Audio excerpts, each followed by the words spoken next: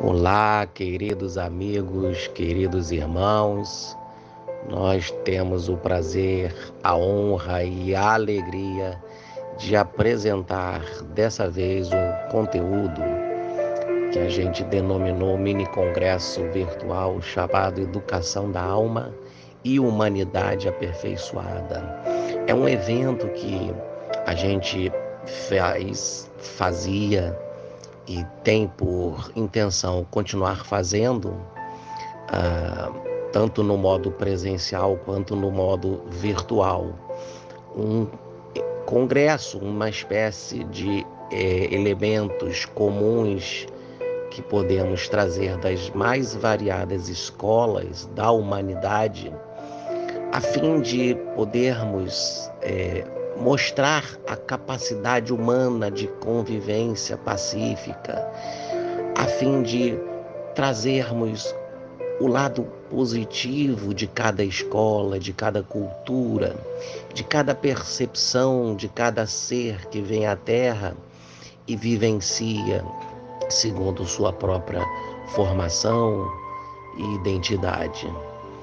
Esse é um momento e um evento que vem congregar tais escolas, tanto no aspecto religioso, filosófico, artístico, cultural e científico, de modo que a nossa humanidade se aperfeiçoe, que a gente crie os alicerces da paz derradeira, verdadeira, da alegria, de uma saúde coletiva, de um equilíbrio e bem-estar. É, na verdade, uma proposta que parece ser ousada, mas que no fundo tem em sua essência o próprio nome do nosso canal, Rumo à Consciência Divina, quando nós ativaremos os nossos níveis mais elevados de consciência para podermos vivermos na Terra em felicidade.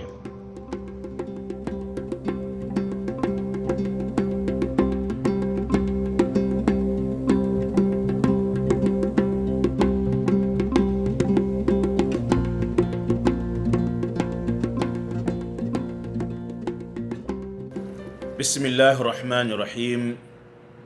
Louvado seja Deus, o compassivo, misericordioso, e que a paz e as bênçãos de Deus estejam com o profeta Muhammad sallallahu alaihi wasallam e a todos os profetas que Deus enviou para o mundo. Estamos numa crise, esta crise que afetou a saúde humana, esta crise que está preocupando todos nós, esta crise que está a acabar com vidas humanas. Mas nós, como muçulmanos, e a nossa crença e a nossa religião, a visão que a nossa religião tem para com esta pandemia, para com estes momentos difíceis que nós estamos passando, é que isto faz parte dos testes e exames de Deus. Esses testes que Deus testa os seus servos, até que ponto é o tamanho da sua fé.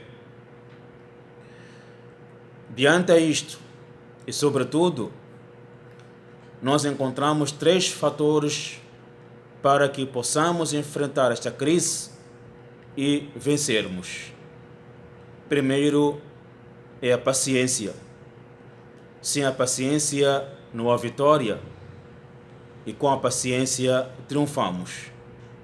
Então precisamos ter a calma, precisamos ter paciência, precisamos seguir as recomendações que foram traçadas desde que começou a pandemia, para, quem sabe, tenhamos a solução deste problema. O segundo fator é a esperança de que no futuro próximo nós teremos a solução deste problema. Tudo que vem, vai. Tudo que tem um início, tem o seu fim. Não há nada que dure para sempre, seja o mal, seja o bem. Então nós temos que ter a esperança que o Todo-Poderoso, aquele que nos criou, aquele que pode, aquele que é capaz, então ele trará a solução deste problema e passaremos por isso. Então devemos ter esperança para termos a vitória. O último fator é a questão da confiança. Confiemos no Todo-Poderoso, confiemos em Deus, confiemos no existente, no permanente, no presente das nossas vidas, que é o Deus poderoso, Ele que é capaz de nos dar a forma e a solução de vencermos esta crise, esta pandemia que está acabando com vidas humanas.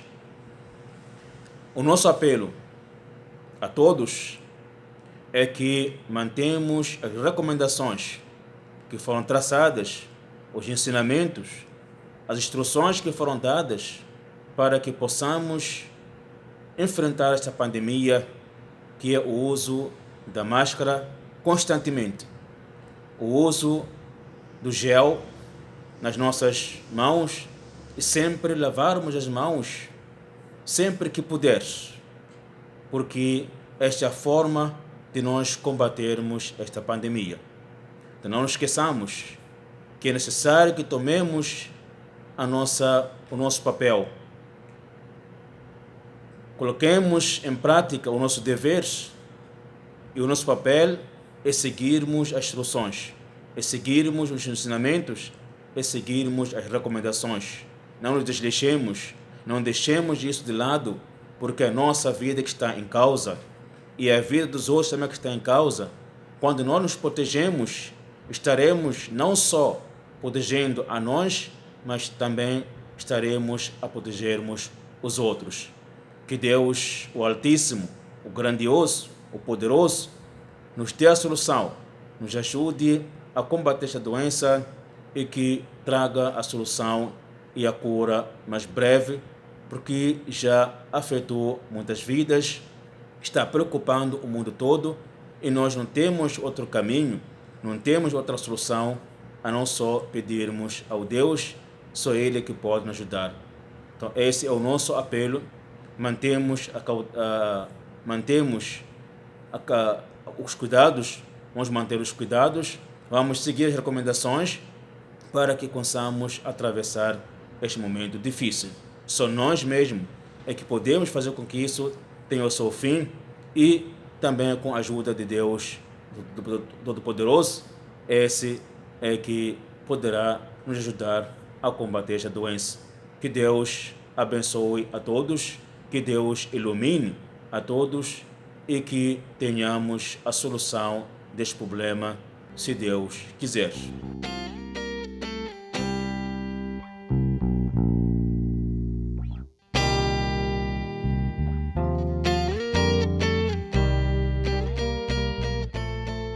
Salve, irmãos! Bem-vindos ao Congresso Virtual Educação da Alma e Humanidade Aperfeiçoada. Eu me chamo Tata Lobo, eu sou médium de Umbanda e gostaria de agradecer imensamente o convite ao Ricardo Gás, né, pela oportunidade de estar junto com vocês nesse congresso, conversando sobre a espiritualidade, sobre Umbanda, sobre lucidez, sobre amorosidade fraterna, e também agradecer ao amigo Wagner Borges, que fez esse ponto de encontro, né, do Ricardo Gás comigo, e a todos vocês também gratidão pela oportunidade de estar podendo contribuir, né, com os estudos e com as práticas de vocês. Eu gostaria de iniciar esse bate-papo, né, trazendo que a religião de Umbanda, ela vem para cuidar das pessoas. A principal razão da Umbanda existir é porque também existe o sofrimento a ser amparado, porque essa é a missão primária da Umbanda, né? É o que ela vem, né, como o Senhor Caboclo das Sete Encruzilhadas, espírito fundador da religião de Umbanda, lá em 15 de novembro de 1908, através do Zélio Fernandino de Moraes, médium fundador da Umbanda, comenta que a Umbanda vem para harmonizar as famílias do Brasil.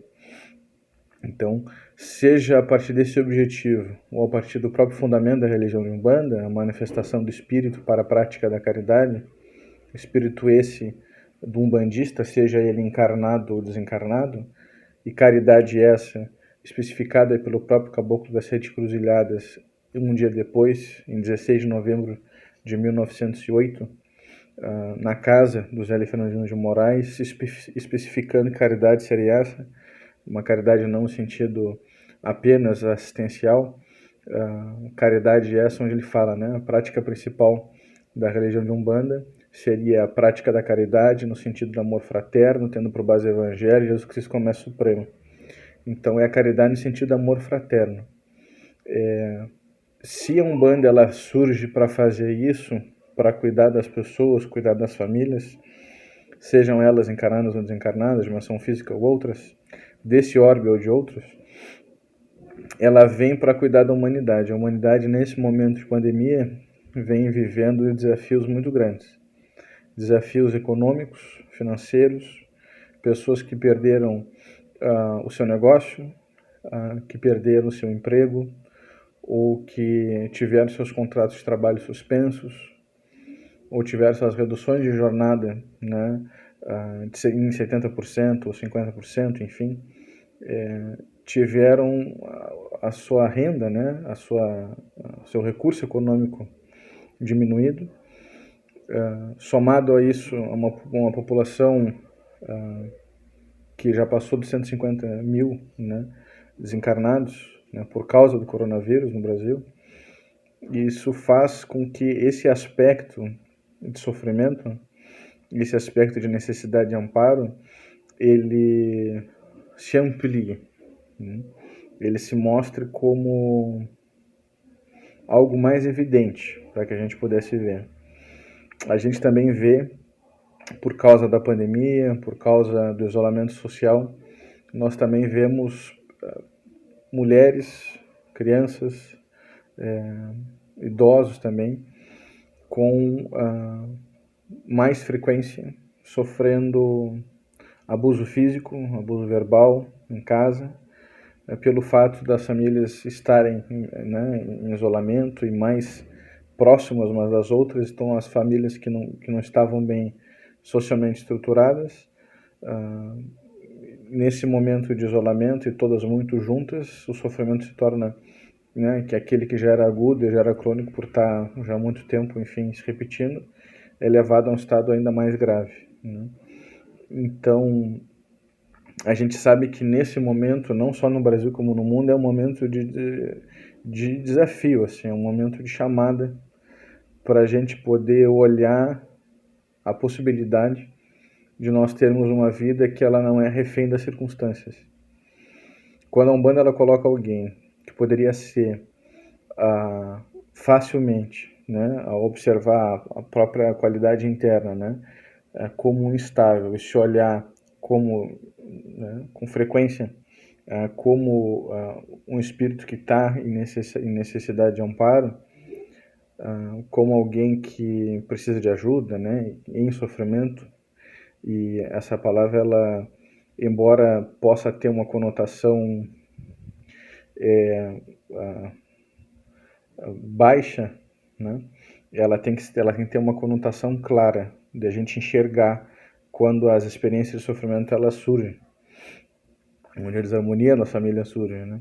É importante que a gente consiga enxergar isso.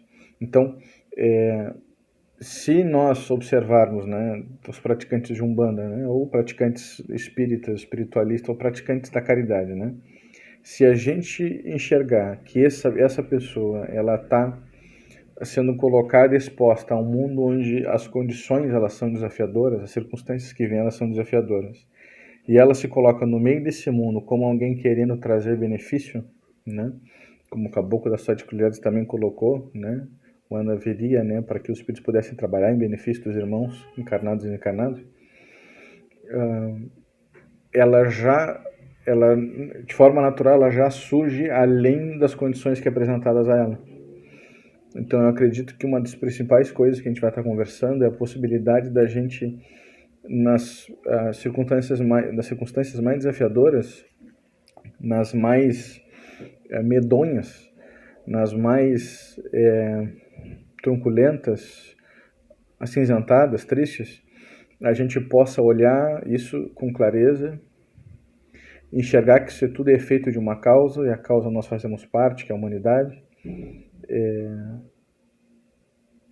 e nos colocando no meio do mundo em uma aspiração de beneficiar aqueles que a gente possa beneficiar, a gente não só está além das circunstâncias que surgem para nós, sejam elas econômicas ou sociais, como também a gente consegue fazer com que o nosso trabalho também consiga beneficiar outros.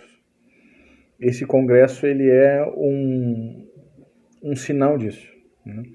Onde as pessoas, em meio à pandemia e ao mundo da forma que está, onde as pessoas poderiam estar buscando distrações, sem um quilate de reflexão, e elas se encontram em um congresso para falar de educação da alma, para falar de um aperfeiçoamento da humanidade, né, humanidade aperfeiçoada,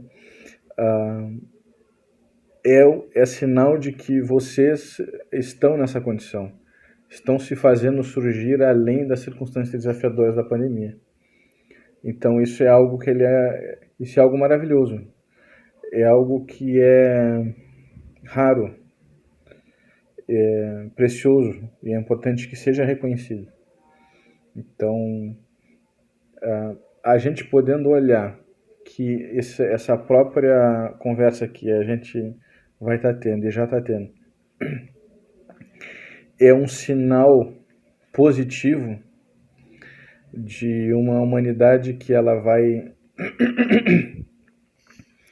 trabalhar para conseguir amparar os outros, né? Conseguir amparar, enfim, uns aos outros, é o sinal de que as causas que a gente vai estar ofertando para ter um futuro mais próximo, essas causas elas estão indo na direção correta. Essas ações que nós estamos tomando, elas estão alinhadas com o tipo de futuro que a gente aspira para a humanidade. Um futuro de paz além das circunstâncias, de felicidade verdadeira, um mundo de amor, de humildade, de fraternidade, citando esses 3 aspectos da amorosidade fraterna, que é a Umbanda de Caritas, que é a Umbanda que eu pratico, que é a teologia, né, que nós estudamos e praticamos dentro da Umbanda, mas por vezes repete, né, porque se trata do fenômeno da Umbanda, que essa humanidade ela é possível de ser criada, né? E nesse momento que nós estamos reunidos agora é o momento que nós estamos plantando isso. Então, eu queria começar, então, isso é uma introdução à nossa conversa, minha participação, né, nosso encontro aqui, então uma introdução ao congresso, uma introdução à educação da alma e à humanidade aperfeiçoada.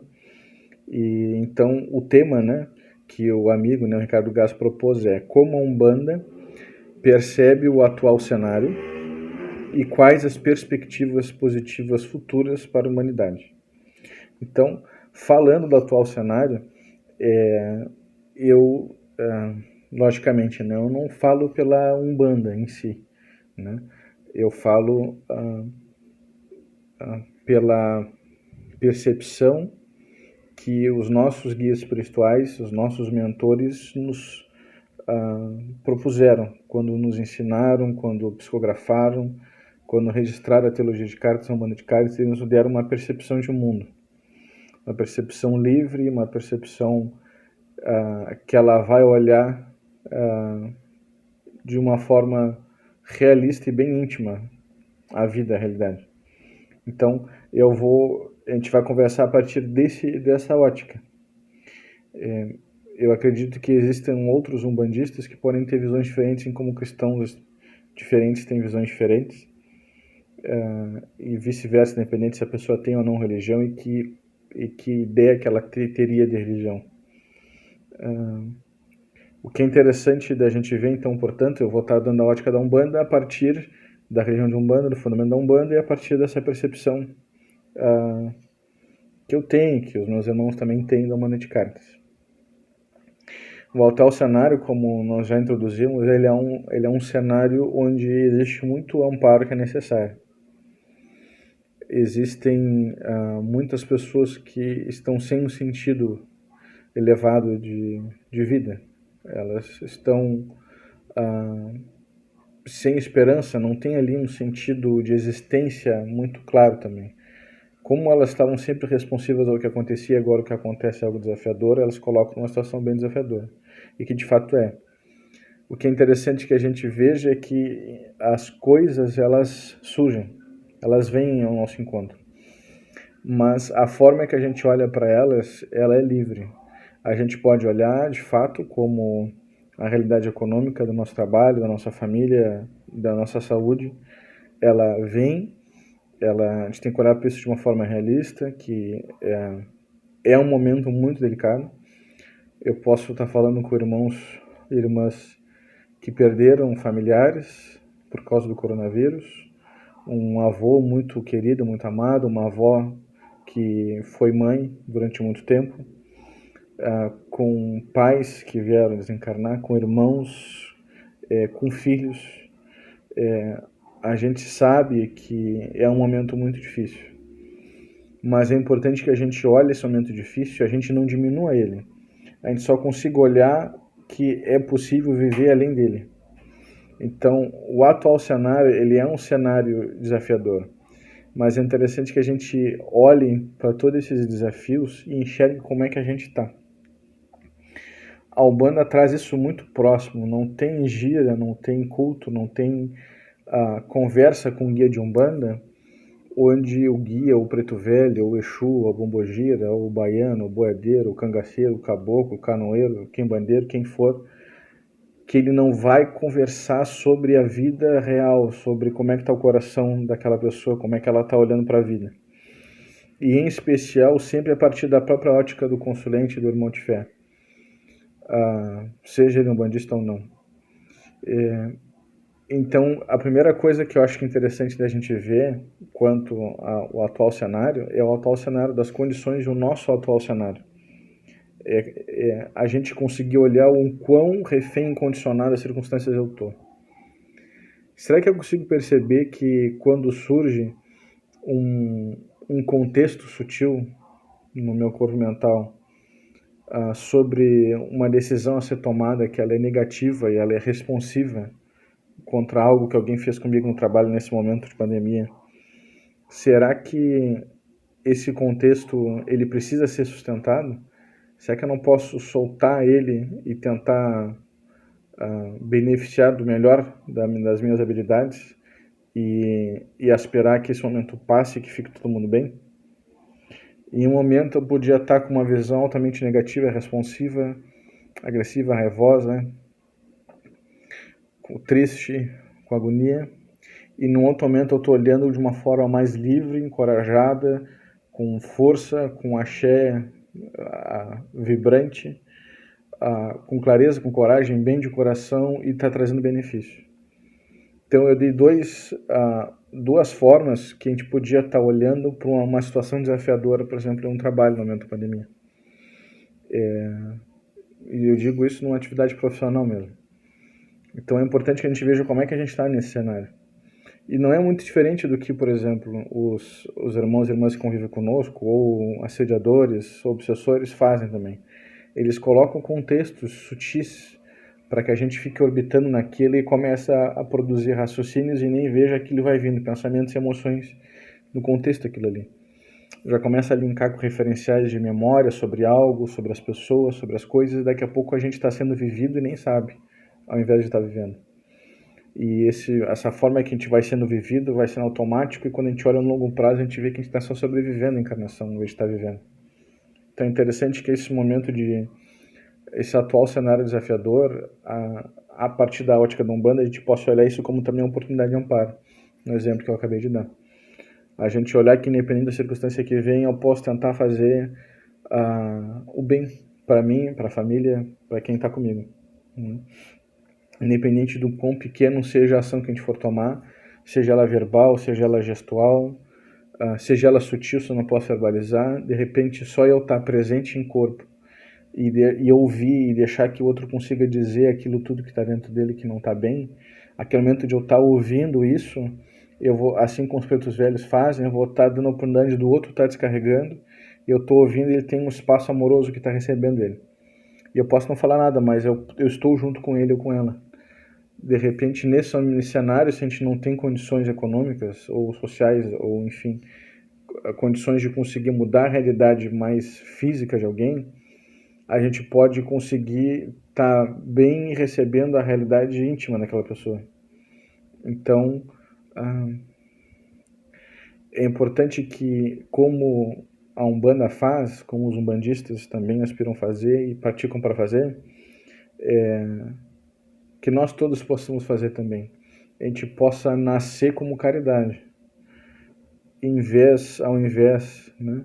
Assim como nós vemos nas virtudes excelentes, nas excelências da banda de cartas, ao invés de um corpo estar manifestando amor, a gente ter o amor manifestando um corpo, como se nós fôssemos a corporificação do bem, assim, no melhor que a gente pode fazer, sempre olhando com muita clareza. E também nesse momento, nesse cenário tão desafiador, assim como eu comentei, estão aumentando as denúncias, né, de violência contra a mulher, contra o idoso, está aumentando também o abuso, né, sexual, né, de crianças e adolescentes. O Disque 100 continua recebendo denúncias e está todo mundo se mobilizando para que isso possa cessar, a sociedade civil organizada, as autoridades, criando aplicativos para conseguir se fazer denúncias de uma forma mais anônima, já que não pode mais pegar o telefone e ligar, porque o abusador está dentro do mesmo teto, de forma seguida, muito mais frequente do que antes estava, porque agora os bares estão fechados, as festas estão fechadas, enfim. Nesse momento, a gente também possa não só estar presente em amorosidade fraterna no sentido pacífico, no sentido mais usual da gente estar conversando, como exemplos que eu dei agora, mas que também possa tornar a presença mais intensa, onde a gente para e impede aqueles que estejam realizando ações negativas frente a nós ou outros, para o bem daquele que estava sofrendo, para que não mais sofra esses abusos, bem como aquele que está abusando, que está agredindo, também pare isso e pare de gerar causas negativas, pare de alimentar os seus vícios e pare de gerar causalidade negativa para ele e para ela também. Então, em uma amorosidade fraterna mais intensa, a gente vai estar protegendo aqueles que estão desprotegidos e vai estar disciplinando aqueles que estão realizando alguma ação negativa. Então, a gente tem visto quem trabalha com espiritualidade e quem trabalha com saídas do corpo, projeção da consciência, o amigo Rainer Borges que fez essa ponte, esse contato do Ricardo Gás comigo, ele trabalha muito isso, é hoje uma autoridade, uma pessoa muito estável e madura para falar sobre isso, muito mais do que eu, mas eu tenho também experiências extracorpóreas que já foram algumas confirmadas, né, de uma forma muito clara, e essas poucas experiências que eu tenho, embora não seja o assunto de hoje, e que é algo que alguns humanistas também vivem, todos os seres humanos também vivem, a gente percebe uma ação muito grande e muito intensa e muito cirúrgica dos Exus e das Pombogiras nesse momento que a gente está vendo de pandemia.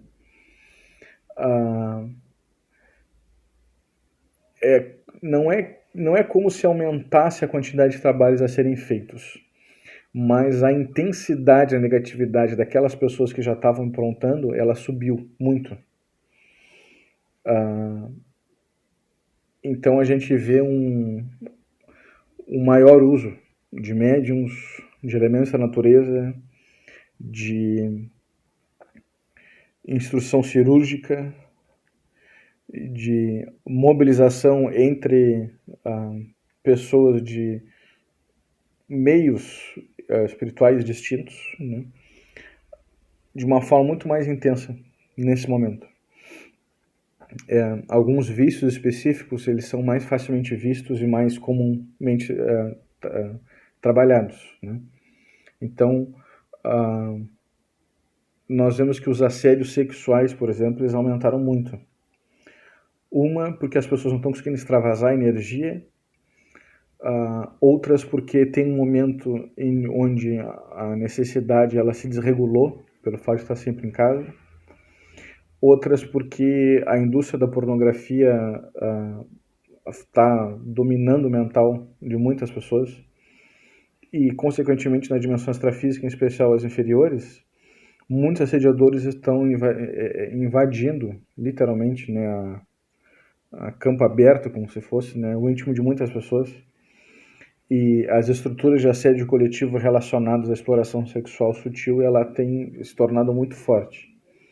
Como o desafio econômico é muito grande, o senso de esperança das pessoas também ele foi diminuindo, a gente percebe que a energia de muitas pessoas também, que ela era sustentada pela circunstância, ela foi cedendo e as pessoas começaram a mergulhar mais na tristeza, mais na depressão. Elas, embora juntas, elas estão mais isoladas, mais sozinhas.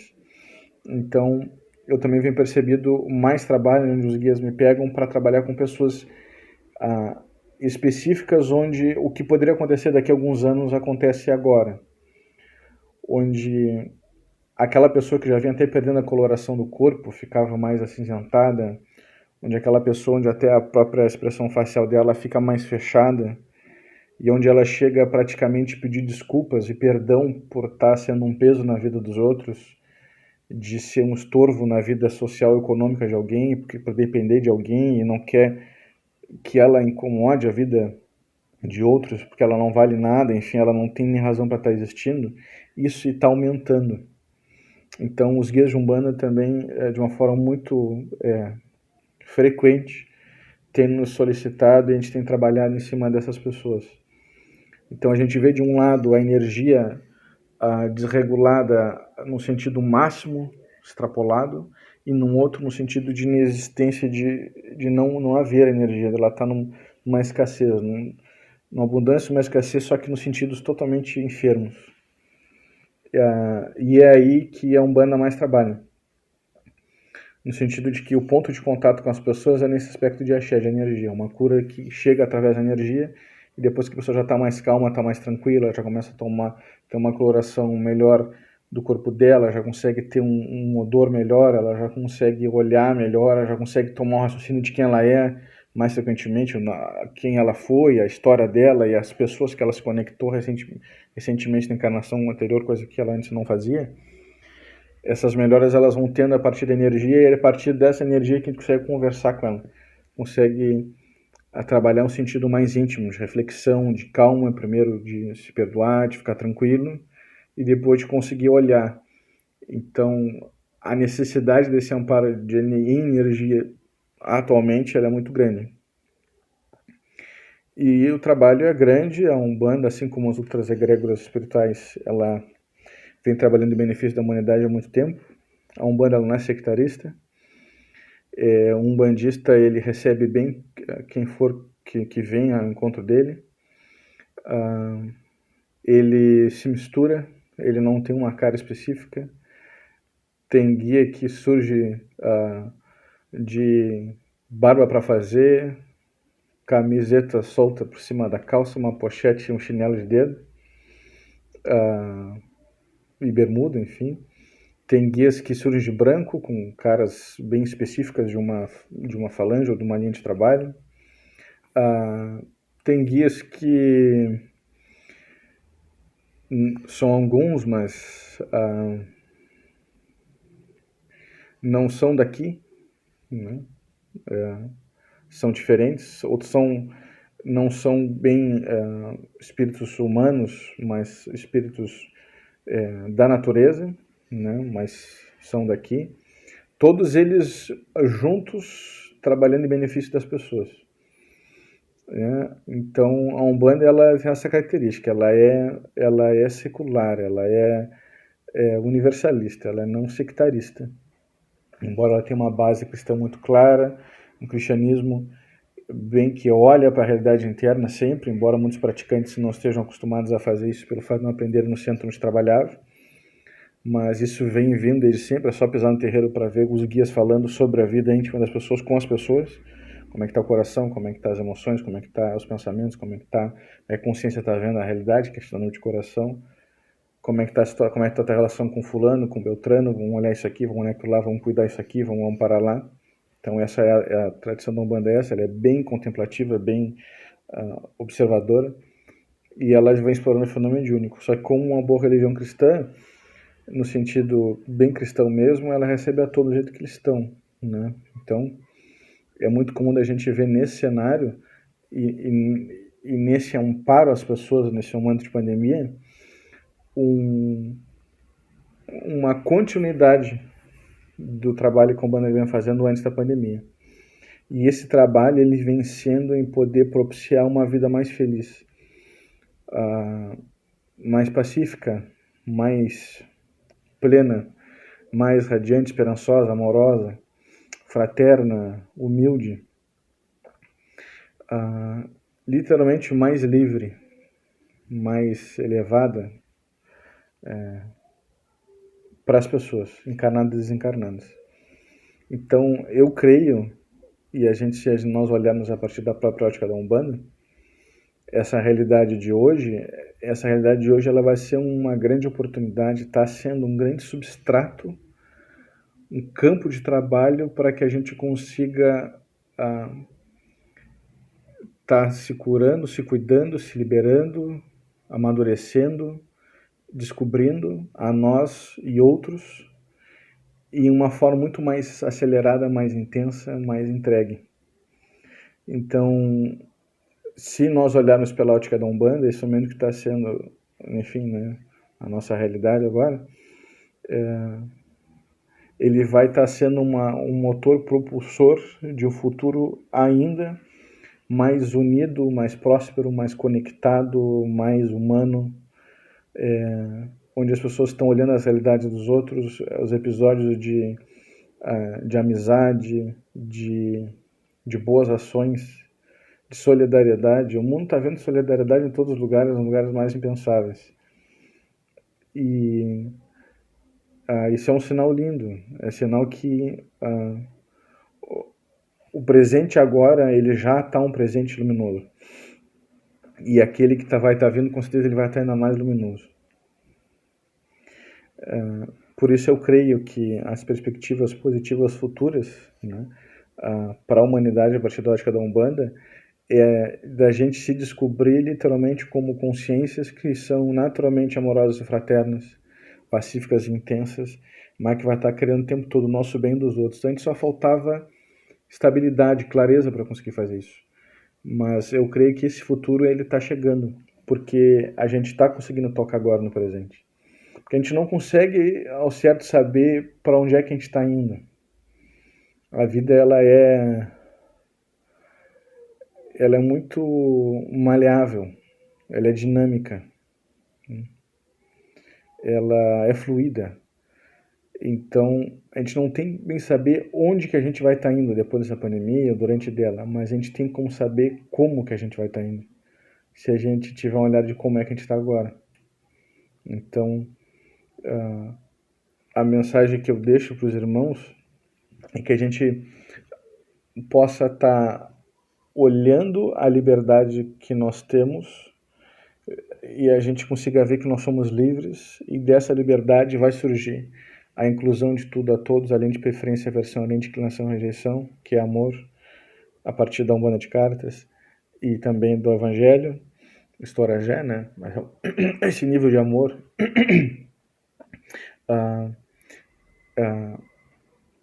a gente também vai estar conseguindo olhar que nós somos todos iguais, essa noção de igualdade nessa liberdade, né? Onde não existe inferioridade nem superioridade, então humildade, né? Tá penosa no Evangelho. A gente vai estar conseguindo olhar o nosso sofrimento dos outros e vai estar naturalmente se comovendo, esperando que aquilo cesse, fraternidade, filia no Evangelho.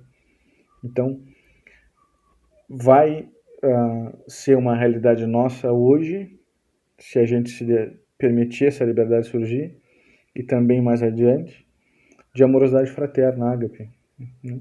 Inclusão de tudo a todos, além de preferência, aversão, além de inclinação e rejeição, equanimidade sem superioridade, sem inferioridade, e a comoção pelo sofrimento e esperação que ele cesse. E essa clareza de consciência, ela é de visão divina, ela é de aspiração divina, ela é energia divina, de axé. A gente tem uma energia divina, uma liga livre com as pessoas bem, e uma motivação de engajamento também salutar, também divino, também bom. É isso que eu aspiro, que a gente possa olhar essa possibilidade de liberdade, a gente poder começar a regar essas causas. E com isso, eu fico aqui, agradeço mais uma vez a oportunidade de participação, tanto ao Ricardo quanto ao Wagner também por essa ponte. Deixo indicações de 2 livros, tanto o nosso livro, Umbanda é Deus Conosco, né, pela editora Besouro Box, Legião Publicações. Esse livro está quase esgotado. Ele, para quem gosta de teologia de Umbanda bem densa, né, ele é um bom livro, é o da capa vermelha, né, mas a gente está trabalhando para fazer uma edição mais simplificada. Esse livro, para quem gosta de estudar a religião de Umbanda e teologia e espiritualidade de uma forma bem técnica, ele é maravilhoso, né? Você consegue encontrar em diferentes livrarias, enfim, na própria livraria da Besouro Box, da Legião, na Amazon, livraria Saraiva, livrarias do Brasil inteiro. E também queria deixar a indicação de um livro que muito me ajudou. Ele foi enviado até pelo Wagner, né? Como sempre, ali, Paz e Luz, né? É uma grande consciência, né? Um espírito muito lúcido, está beneficiando as pessoas há muito tempo já. E também deixar esse livro, Viagem Espiritual, do Wagner, Viagem Espiritual do Wagner Borges. Eu acredito que nesse momento de pandemia, que as pessoas estão mais em casa, elas estão mais sensíveis às próprias energias, é um bom momento ter uma boa fonte para se estudar, né? Tanto bioenergia quanto projeção da consciência. E ter um pouquinho um pouquinho de gosto, né, daqueles que já têm uma boa estrada, né, nessa vida espiritual, né? Acho que é importante a gente se conectar com boas fontes. Quanto à história da Umbanda, eu tenho umas indicações. Quem quiser aprofundar sobre a Umbanda, nós temos a história da Umbanda no Brasil, do Diamantino Trindade, tanto esse primeiro volume quanto o segundo volume. A gente também tem sobre o Antônio Eliezer de Souza, tá? Também do Diamantino Trindade. Para quem não sabe, o Eliezer de Souza ele foi o primeiro escritor de Umbanda, né? A gente também tem Construção Histórica da Literatura Umbandista. A gente tem do Alexandre Comino, que é a história da Umbanda também, uma religião brasileira. Para quem não sabe, a Umbanda é uma religião brasileira, não é afro-brasileira, que ela foi fundada por um brasileiro no Brasil. Então, quem quiser aprofundar sobre a Umbanda de Cartas, nós temos a indicação do nosso livro, Umbanda é Deus Conosco, da série Coração de Umbanda. Quem quer estudar sobre projeção da consciência, né, o próprio livro do Wagner, Viagem Espiritual, e quem quer estudar sobre a história da Umbanda, esses diversos livros que eu indiquei para vocês. Com isso, eu deixo os meus presentes possíveis nesse momento que a gente está todos distantes, né? Então, muito obrigado mais uma vez, fiquem com Deus, até a próxima oportunidade. Axé.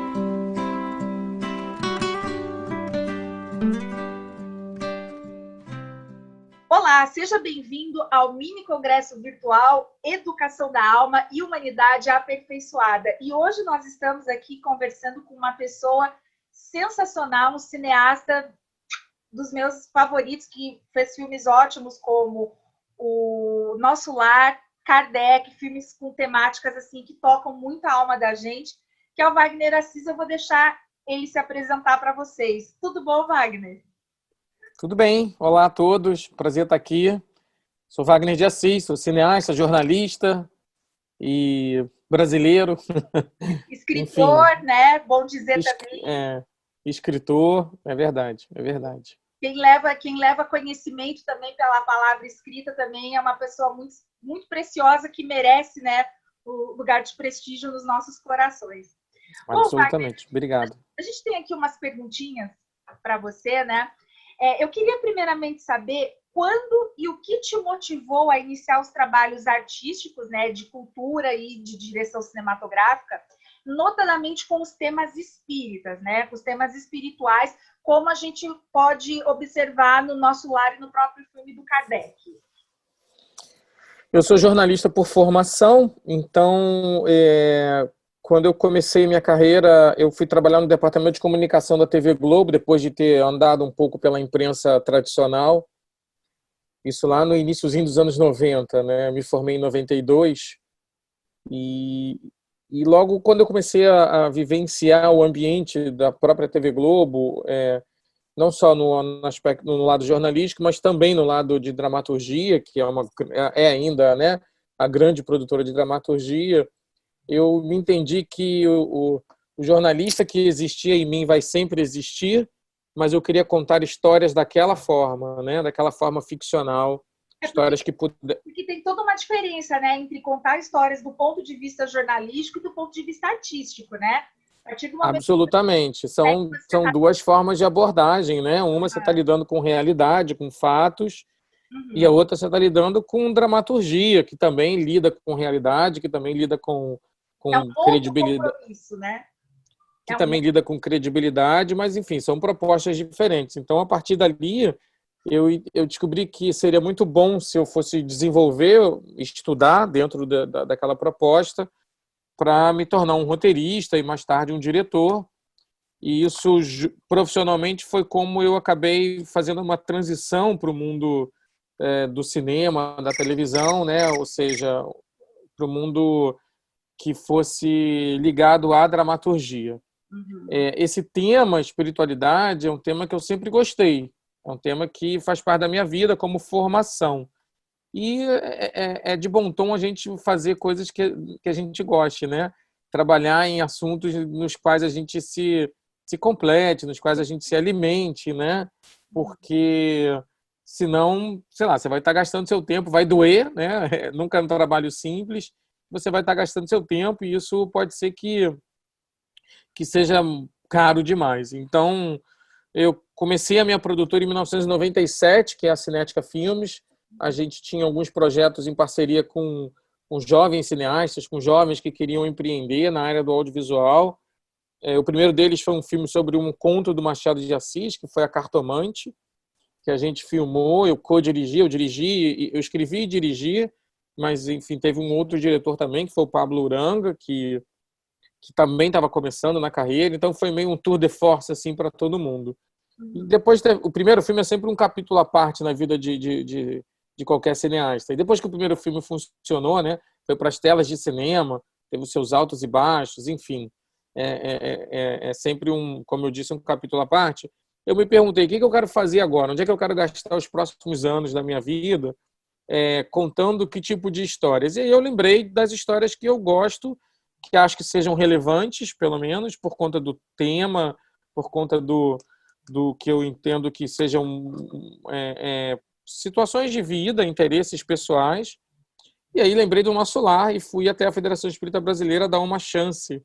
Me dar uma chance e dar uma chance para ver se o destino encaminhava. E daí, por diante, eu entendi que esse tema é um tema que me comove, é um tema que me move, e ele é tão aplicado em diferentes áreas que eu posso continuar trabalhando nesse universo, nesse oceano, falando de coisas absolutamente diferentes e mais ao mesmo tempo lidando com o tema da espiritualidade.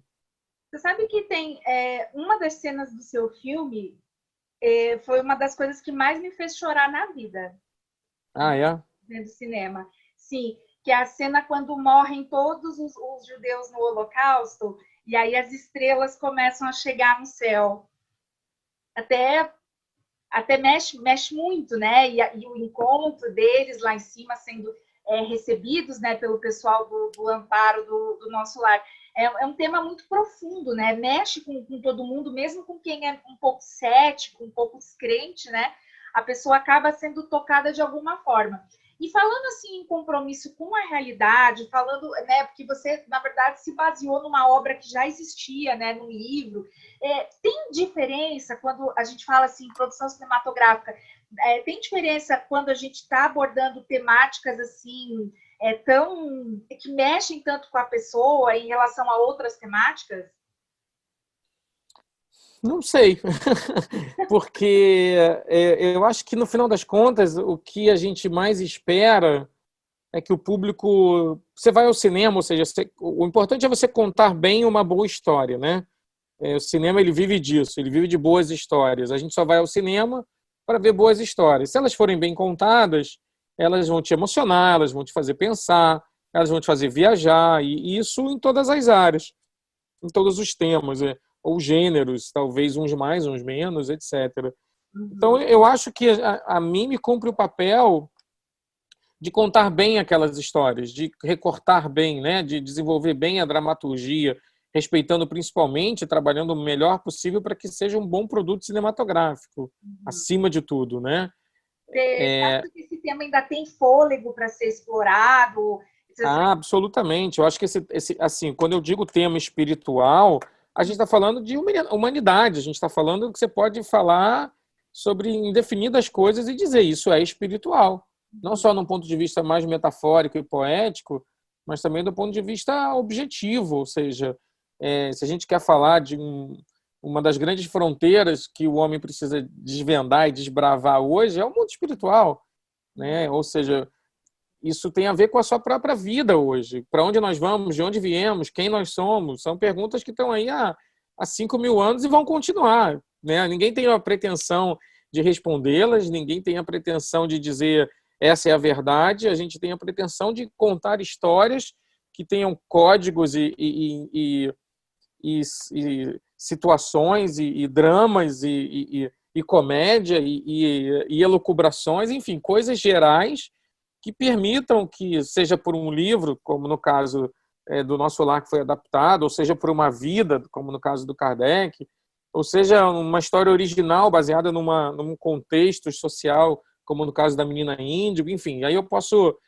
O Amor Assombrado, que está no Netflix também, é sobre esquizofrenia, mediunidade, e as novelas são sobre reencarnação. Então, assim, tem um espectro enorme e isso tem a ver diretamente com a vida humana, né? Com o ser humano. Então, é inesgotável, né? Agora, para essa geração millennial que está aí, que sonha em ser cineasta, trabalhar com isso dia, na verdade, tem que desacelerar o pensamento, né? Fazer um mergulho em si mesmo para poder conseguir trabalhar essas temáticas na plenitude, né? Eu não sei se você concorda comigo. Absolutamente. Eu acho que se você não colocar no que você faz 110% de quem você é, dos seus interesses, e entendendo que papel você tem nisso social, você está perdendo tempo. Se você só quiser fazer sucesso, se você só quiser vivenciar uma realidade que não tem a ver com a sua realidade, e aí, enfim, é meio clichê, mas vai ser de mentira. E um dia a mentira vai cobrar, né? E isso é fato. Então, acho que é importantíssimo descobrir que temas nos movem em qualquer área da vida e seguir adiante, perseguir esses temas, né? E buscar dentro disso o que te completa, né? Você consegue ver valor no processo educacional da alma por meio da arte? Absolutamente. Acho que é um dos principais valores que a gente tem. Na verdade, é um grande desafio hoje que a gente vive reeducar-se do ponto de vista intelecto-moral, né? Educação não é só um processo intelectual, não é só um processo de transmissão de conhecimento. Educação é um processo de formação de cidadão. É a formação de códigos de valores ético-morais. De caráter também. E isso, ou seja, a formação de caráter ou a reformação de caráter, do ponto de vista espiritual, se você reencarna, você está reformando o seu caráter, ela também não existe somente ali nos primeiros 7, 14 anos de vida, ela existe ao longo de toda a vida. Somos certamente eternos aprendizes, eternos alunos de nós mesmos ou alunos do mundo, e isso é talvez a grande revolução que se apresenta do ponto de vista de se existe alguma forma de modificar a sociedade, essa forma ela só vai existir se ela nascer dentro das pessoas, se ela vier de uma revolução intelecto-moral em adultos, em terceira idade, em primeira idade, em qualquer estágio da existência que a gente tem agora. Nunca é tarde para a gente reaprender, nunca é tarde para a gente ressignificar. E isso, a arte faz isso muito bem também, né?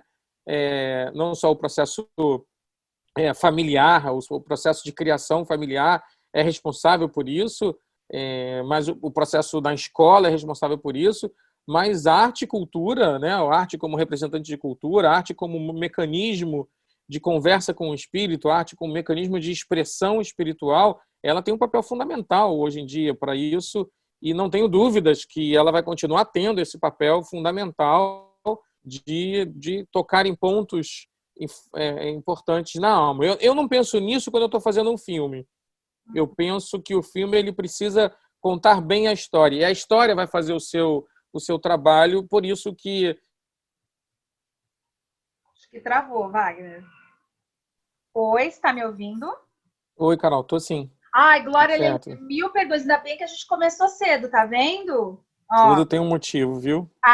Eu acredito muito nisso, sabia? Eu vou te dizer assim, eu apesar de ser judia, tal, ser bem assim com algumas coisas, eu tenho muito fascínio por essas questões assim de espiritualidade, até mesmo Kardec, eu acho assim, sabe, bem interessante mesmo.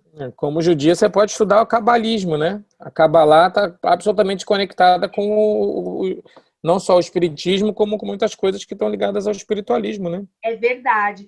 Então, Wagner, só para a gente retomar então o raciocínio, claro. A gente estava falando sobre o valor da arte. Isso, no processo educacional e tal. Então, assim, se a gente parar para pensar, na verdade, nós somos seres em constante construção, né? E a arte é como se fosse uma argamassa, né? Que acaba colando isso tudo, né? Agora, eu tenho uma curiosidade, eu acredito que muita gente que está acompanhando o mini congresso em casa, né? Onde estiver com esse isolamento também deve se questionar sobre isso. Quando você faz as suas produções, você costuma dar preferência para atores, para profissionais que já são um pouco identificados com essa tua linha de pensamento, com essa causa, ou é o talento que pesa mais? Porque, por exemplo, tem vários atores, né, a gente sabe, que são alinhados, né, com a doutrina espírita. A Nicete Bruno, por exemplo, já deu várias entrevistas, os 3 filhos dela, que são atores, o próprio Paulo Goulart, que era o saudoso marido da Nicete Bruno também, o Nelson Xavier, eu já li algumas coisas a respeito dele, mas eu queria ouvir de você como que é, assim, entre a classe artística, interpretar esses papéis nas suas produções, e nas produções espíritas, de modo geral.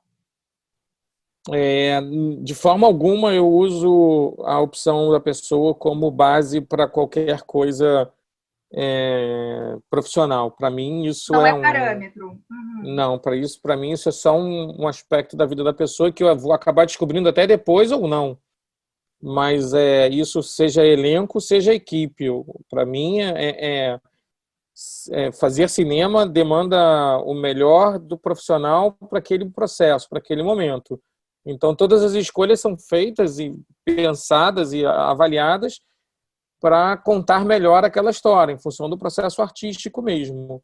Uhum. E muitas vezes, por conta do tema, encontro pessoas que são completamente diferentes do tema e são conversas maravilhosas. E eu acho que isso é enriquecedor para todo mundo. Né? Não acho troca, né? Em nenhum momento o espiritismo ou qualquer religião deveria ser pré-requisito para nada na vida, né? Claro. Ou seja, e muito menos para fazer filme. Eu tenho uma postura um pouco objetiva sobre filmes espíritas. Eu acho que não existe gênero de filmes espíritas. Existem dramas e aventuras e comédias, etc. E o espiritismo, ou o espiritualismo em geral, ele serve como alimento dessas produções. Seria um certo... Para mim, eu entendo... É quase como desrespeitar, falando uma palavra até forte, mas é quase como desrespeitar tanto o cinema quanto o espiritismo, dizer que um se enquadra ao outro, um serve ao outro. Não é verdade. São coisas que se complementam e se alimentam, como é o audiovisual, como é a literatura, como é, enfim, os diversos gêneros de literatura, né? Por isso que eu sempre digo, eu prefiro que se fale sobre o espírita trabalhando na arte do que fazer a arte espírita. Entendo. Isso é muito poderoso. Isso Tem pode, né? isso pode abrir cada vez mais a amplitude do trabalho que se faz, sem preconceito, sem nada. É só um entendimento. Isso não tem que virar uma lei, muito menos um dogma, nada disso. É só um entendimento. Eu gosto de pensar que essas coisas se complementam e se alimentam. Legal, bacana. Tem um filme muito interessante que eu assisti trechos desse filme, eu nunca encontrei esse filme inteiro para assistir, mas que é sobre a história do incêndio do edifício Joelma, que você certamente deve conhecer, né? Que tem toda uma história por trás, né, de uma das pessoas que morreram nessa tragédia, que é a Volquimar, né?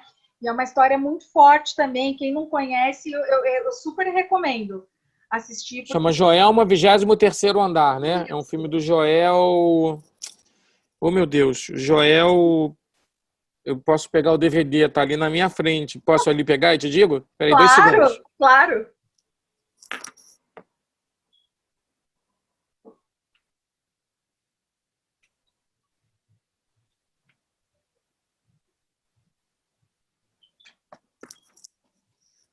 Oh, meu Deus, como é o sobrenome do Joel?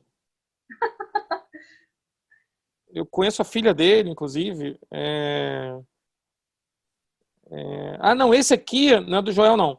Esse aqui, a direção é da Cléry Cunha, produzido pelo Sebastião Souza Lima, baseado numa psicografia do Chico Xavier. Joelma, 23º Andar. Uma Beth Goulart, né? Beth Goulart, Ed Carlos e Liana Duval. Aqui, ó. São todos excelentes atores.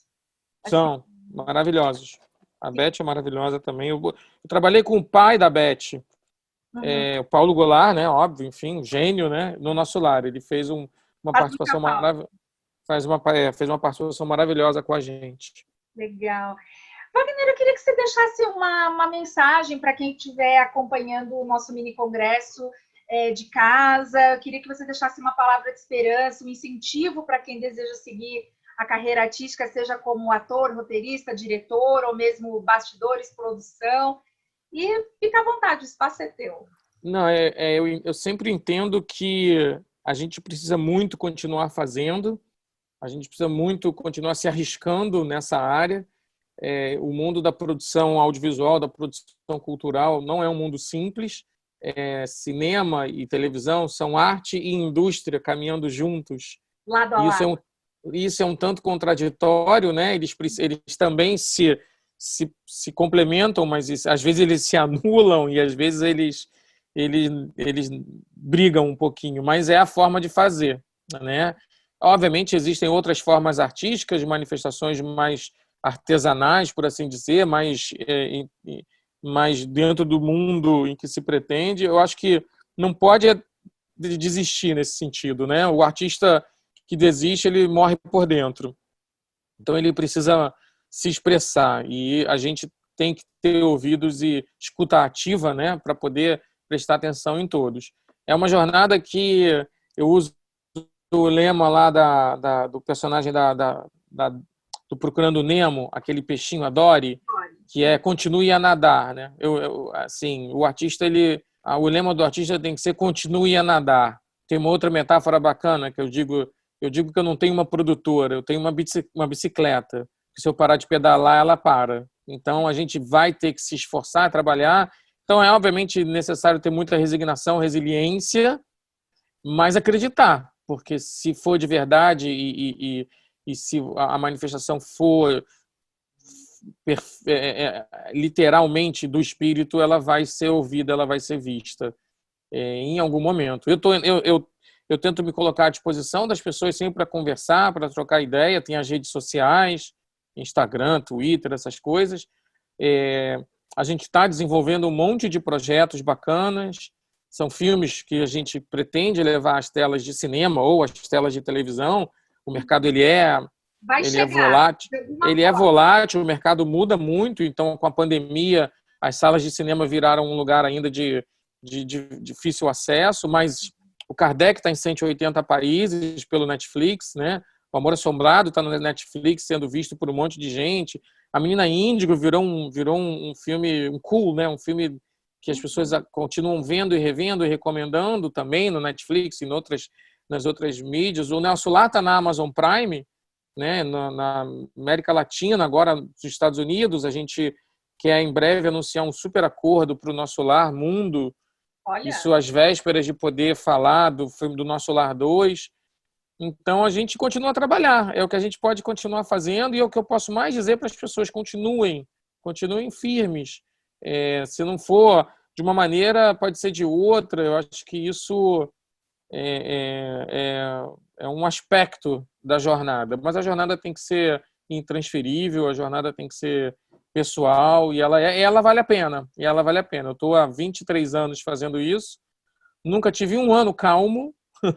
Nunca tive um projeto simples, nunca tive um projeto rápido, mas estou aqui, continuo fazendo. Isso é um sentimento de vida, é um entendimento de vida e para quem está querendo enveredar por esse caminho, vivemos espaços maiores e melhores. Se nos anos 90 tivesse o YouTube como tem hoje, eu provavelmente estaria produzindo para o YouTube, né? Assim, quero também produzir para o YouTube. Nunca é tarde para começar, né? A gente tem aí as tecnologias nos ajudam cada vez mais para que esse homem intelecto moralmente evoluído possa se expressar. E eu estou aqui como aprendiz, como aluno de todo mundo e correndo atrás, e correndo na frente, e correndo do lado e tentando fazer valer os sonhos bons, né? Que todos que queiram se comunicar e eu puder atender, enfim, estou por aqui. Nossa, tá ótimo. Foi um papo breve, mas enriquecedor, maravilhoso. Vai ficar para sempre dentro do coração.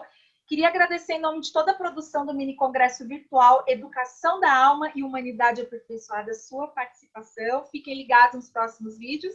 E até a próxima, Wagner. Obrigada. Valeu, Carol. Obrigado a todos.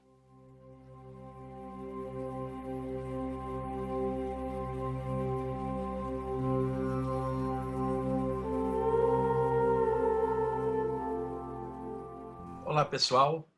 É um prazer estar aqui nesse encontro de ideias. Quando o Ricardo me convidou para falar de algum tema, ele me sugeriu falar do orientalismo, o hinduísmo, por exemplo, o taoísmo e as doutrinas orientais no que tange a espiritualidade e educação. Eu, inicialmente, então, pensei em fazer um material com cunho hinduísta, falando das divindades da Índia, os mitos, as histórias, os valores conscienciais por detrás dos mitos, um material mais específico, como o Ricardo originalmente tinha me pedido. Mas depois, meditando comigo mesmo, eu achei que poderia fazer algo um pouco mais aberto, mais universalista, embora com a conotação oriental que o Ricardo me pediu, né? Porque nós temos vários palestrantes aqui no encontro, falando cada um da sua temática, de acordo com seus parâmetros.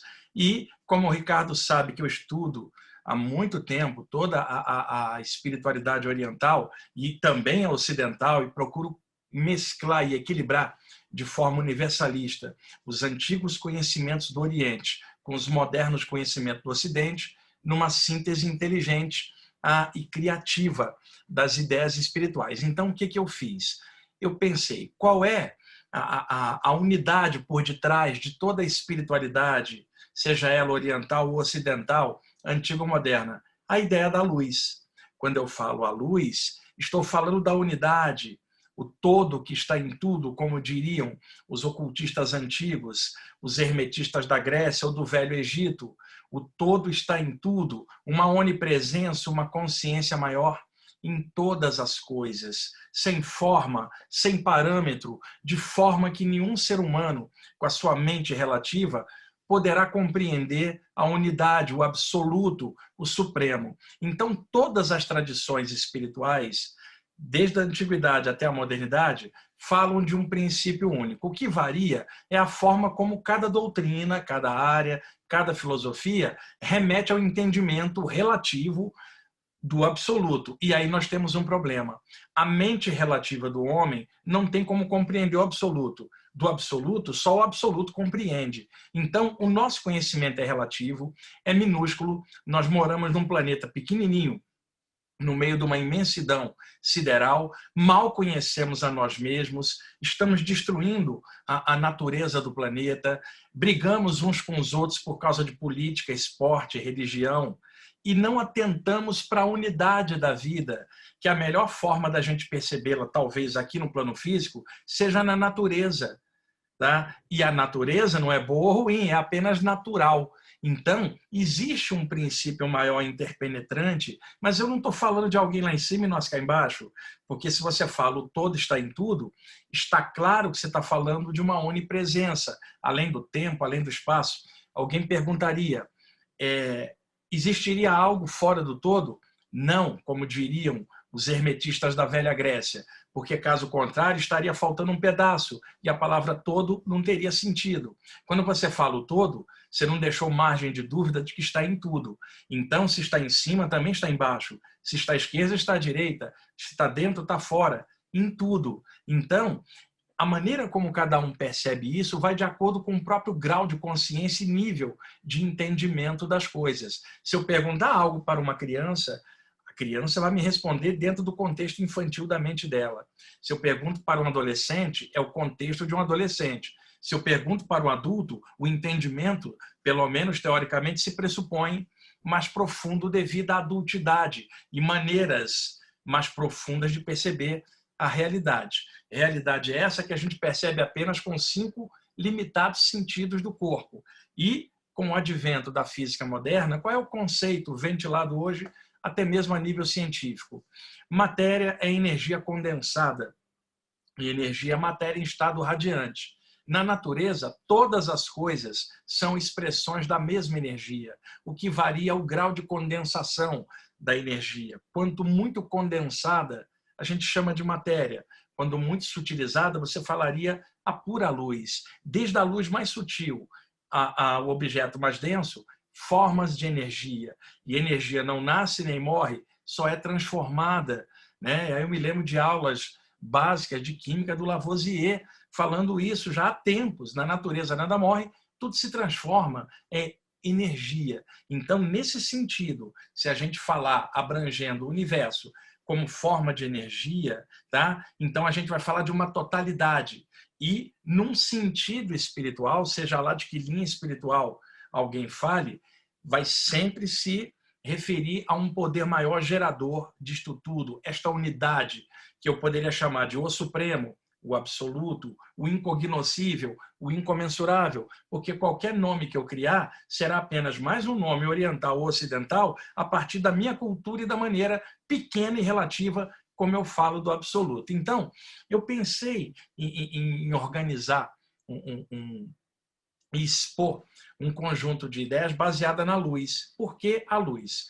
Os povos do Oriente Antigo, os hindus, chineses, tibetanos, até mesmo os egípcios ali na cabeça da África, sempre se referiam a uma luz maior. Então, não estamos falando aqui no plano físico de fótons, partículas luminosas, que, por exemplo, bate aqui na parede e reflete, meus olhos captam os impulsos luminosos, meu cérebro decodifica as imagens e eu falo, estou vendo o objeto por causa da reflexão da luz. Não é a luz que está acesa aqui, que eu possa apagar ali no interruptor. Não.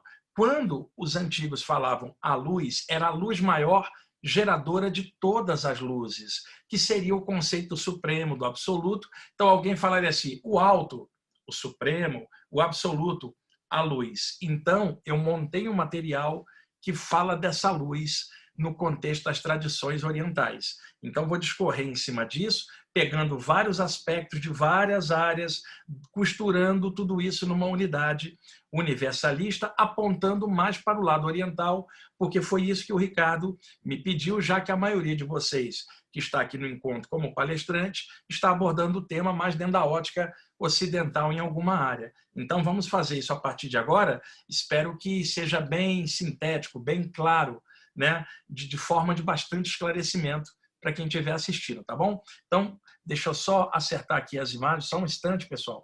Deixa eu compartilhar a tela aqui no Zoom, tá? Eu estou fazendo a gravação aqui no meu computador, numa sala do Zoom, porque me permite imagem, depois o Ricardo vai tirar e jogar no YouTube, vai organizar, porque fica legal uma exposição, não só falando, mas mostrando imagens. No momento, vocês estão vendo a Via Láctea. Eu botei apenas essa imagem para representar um pequeno ponto do universo, a nossa galáxia, onde o nosso sistema solar, que é uma estrela de quinta grandeza, que é o Sol, onde orbitam 8 planetas reconhecidos oficialmente, porque Plutão, que era o 9º, foi rebaixado para planetoide. E toda hora se fala que descobriram um outro planeta, ou tem um planeta oculto, a gente não sabe exatamente. Mas o nosso lugar na Via Láctea é um pontinho ali, um sistema solar, com 8 planetas em volta. A Terra é o terceiro a partir do Sol, né? Em órbita, você teria ali Mercúrio, Vênus, Terra, Marte, aí vai na sequência até o 8º.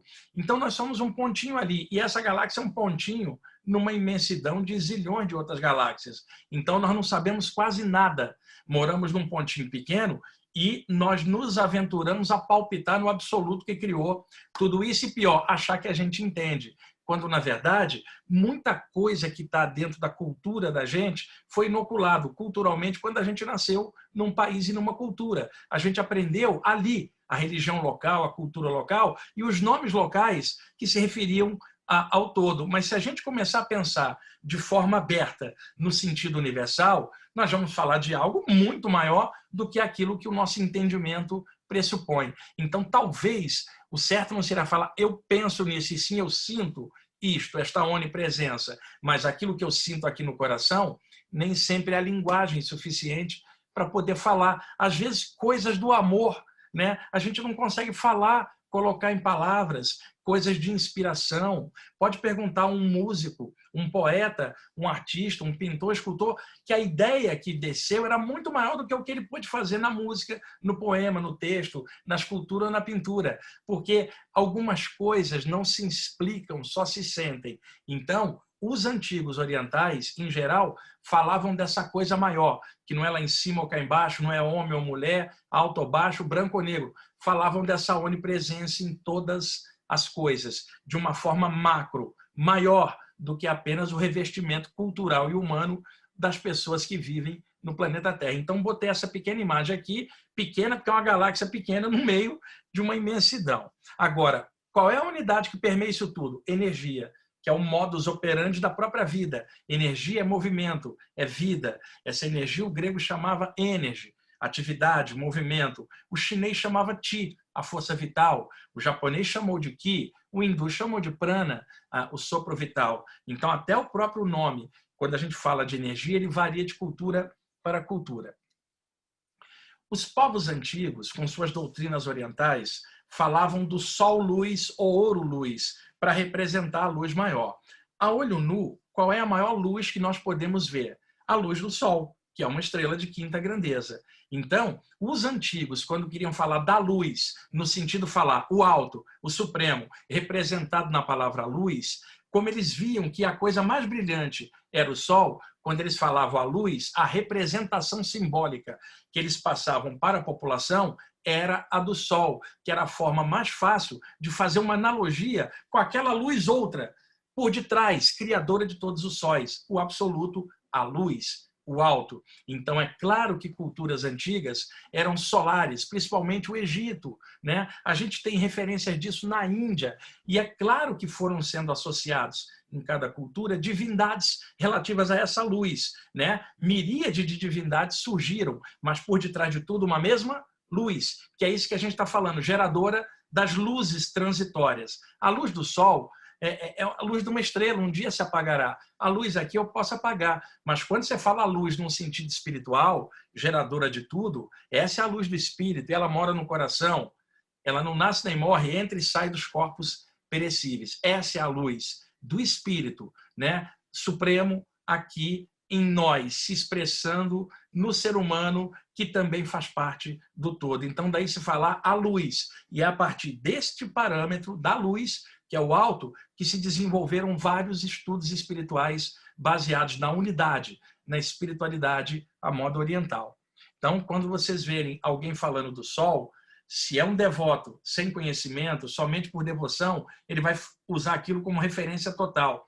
Se é um estudante espiritual baseado na cultura espiritual antiga, não o Oriente moderno, porque o Oriente moderno é igual ao Ocidente, caótico. Estamos falando da cultura antiga na Índia, que gerou o Ramayana, os Upanishads, os Vedas, o Bhagavad Gita. Estamos falando da cultura chinesa, não a de hoje, mas aquela de 600 a.C., do grande Lao Tse, com o Tao Te Ching, Chuang Tzu, Li Tzu e uma pleiade de sábios da cultura chinesa ancestral. Não estou falando de hoje. Se eu falo do Egito, eu não estou falando do Egito atual, mas aquela civilização de milhares de anos antes de Cristo que floresceu na cabeça da África, que até hoje a gente está tentando entender um pouquinho dela. Então, todas essas tradições orientais falavam de uma unidade, a luz. E a representação simbólica física era o sol, não significando que a luz maior é o sol, mas se dizia então, esta luz é o sol de todos, é o sol que gera os zilhões de sóis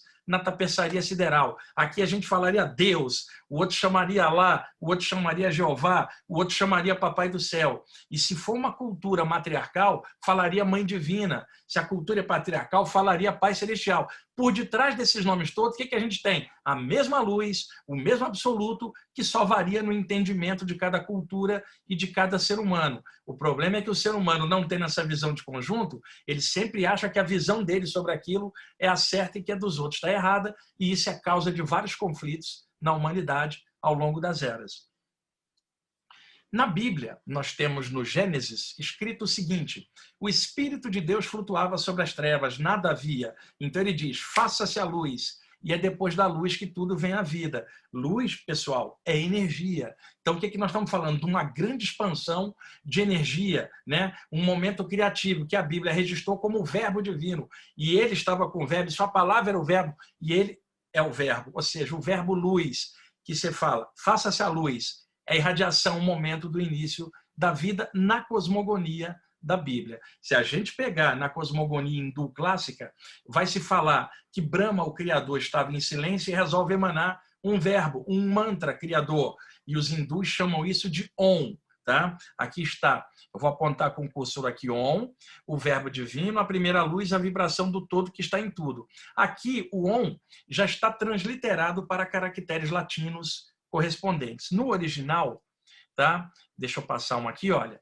Esta é uma letra do sânscrito. O alfabeto do sânscrito, ele tem 50 caracteres Devanagari. Aí você fala o alfabeto do sânscrito. Esse é talvez a principal letra do alfabeto sânscrito. O Om representa a totalidade, a vibração do todo que está em tudo, né? E dentro dessa cosmogonia, se desenha o Om e coloca-se o Om em todos os mantras, todas as coisas, que é o eterno no transitório, a vibração, a energia do todo que está em tudo. Dentro da tradição hindu, fala-se de um poder maior chamado Brahman, e se divide Brahman em 3 aspectos. Brahma, aqui, Vishnu e Shiva, que são apenas aspectos fenomênicos do mesmo um. Eu posso até citar o cristianismo clássico, Pai, Filho e Espírito Santo. Os 3 não passam de um, que é Deus. Na Índia, Brahman divide em 3, Brahma, Vishnu e Shiva, e os 3 são um. É apenas maneiras diferentes de ver, mas remontando ao conceito unitário. É claro que um religioso ou outro fica danado da vida quando você faz comparação, mas o religioso, às vezes, está preso só na área dele. Ele não estudou a outra para poder perceber a mesma unidade, a mesma luz, o mesmo Deus em tudo. Apenas os seres humanos foram criando maneiras diferentes, com as suas espiritualidades, com várias tendências, e se fechando, às vezes, somente naquilo, sem a visão de conjunto. Então, vamos passar aqui. Bom, quando a sociedade é matriarcal, vai se falar de mãe divina. Então, como ali estava falando do Eterno, também tem o aspecto da mãe divina, a mãe do universo. Aí essa imagem da mãe divina, com a cabeleira dela, são as estrelas e a criação da vida. Para a gente ter tudo em equilíbrio, né? Eu não estou falando de ele ou ela, estou falando de consciência, o alto, a luz. Cada cultura que vai nomear e corporificar de acordo com seus parâmetros. Na cosmogonia egípcia, Osíris, porque se dividia ali Osíris, o pai, Ísis, a mãe, e Horus, o filho, a representação material da luz maior. Então, Osíris, o olho do sol, como ele é muitas vezes chamado, né? O pai celestial em forma humana, o olho do sol. Novamente, a ideia do sol como a luz, a questão da luz manifestada.